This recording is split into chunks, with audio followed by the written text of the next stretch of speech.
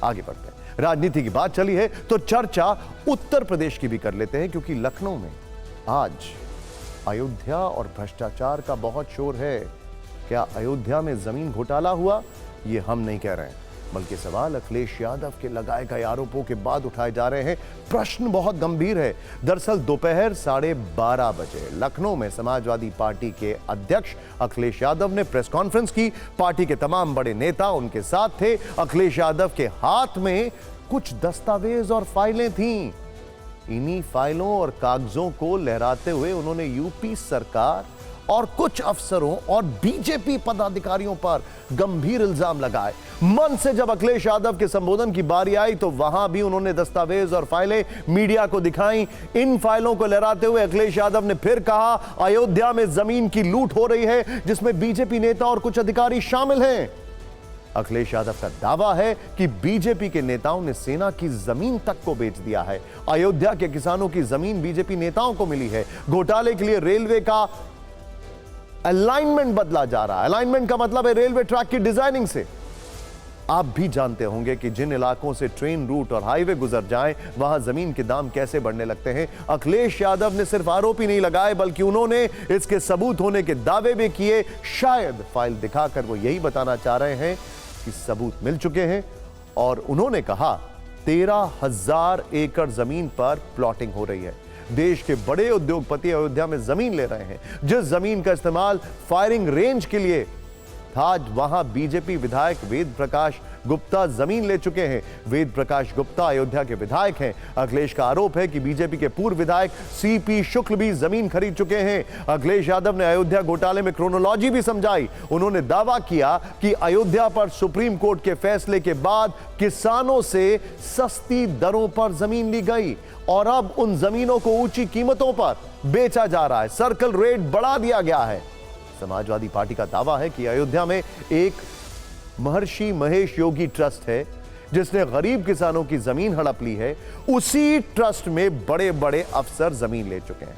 Corruption का जिक्र करते हुए अखिलेश ने संकेतों में माफिया और मठाधीश का कनेक्शन बताकर सियासी तापमान बढ़ा दिया है। बीजेपी की तरफ से इन आरोपों का जवाब डिप्टी सीएम ब्रजेश पाठक ने दिया। उन्होंने कहा, यह माफिया की मजार पर फतीहा पढ़ने वाले लोग।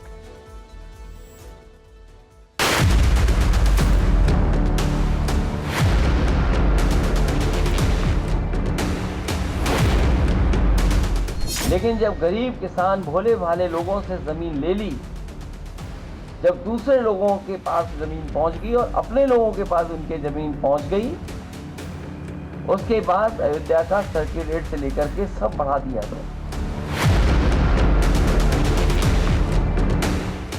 ये तमाम भारतीय जनता पार्टी के पदाधिकारियों की सूची और अधिकारियों ने जिन्होंने जमीन ली है, उनकी रजिस्ट्रियों की कॉपी हमें दी है। ये रजिस्ट्रियों की कॉपी है।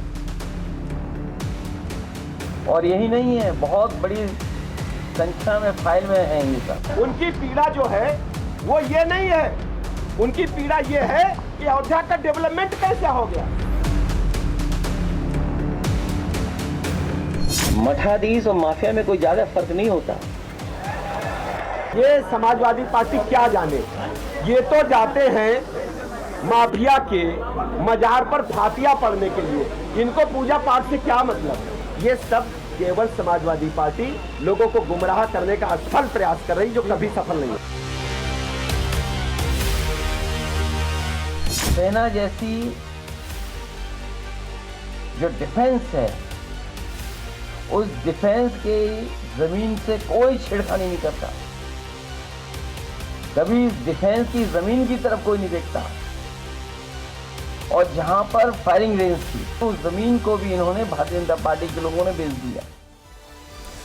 अखिलेश यादव ने जब अयोध्या में जमीन घोटाले और सर्कल रेट बढ़ाने का मुद्दा उठाया, तो हमने अपनी लाइब्रेरी से अयोध्या की जमीन से जुड़े कुछ फैक्ट्स निकाले हैं। उस पर एक रिपोर्ट तैयार की है। अयोध्या यूपी के उन 54 जिलों में से एक है जहां सर्कल रेट में पिछले 7 साल से कोई बदलाव नहीं हुआ है।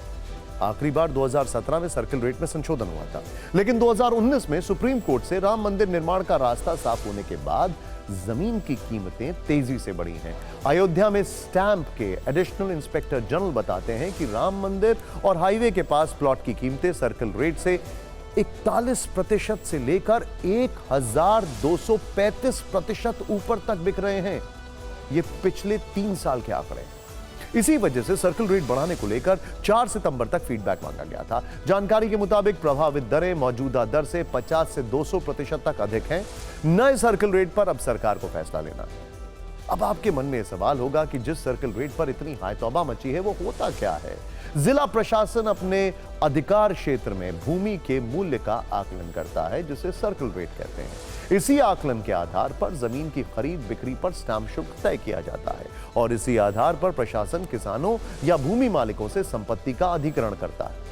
वैसे अखिलेश यादव ने 10 जुलाई को भी अयोध्या में जमीन घोटाले का मुद्दा उठाया था। अयोध्या में जमीन घोटाले वाले उनके दावे में कितना दम है, यह तो सबूतों के सामने आने के बाद पता चलेगा। लेकिन इतना जरूर है कि उपचुनाव के मौसम में फर्जी एनकाउंटर वाले मुद्दे के बाद अयोध्या में जमीन का मसला उठाकर दबाव बनाने की सियासी कोशिश है। वैसे भी अयोध्या में लोकसभा चुनाव जीतने के बाद से विपक्ष का सियासी मनोबल काफी हाई है।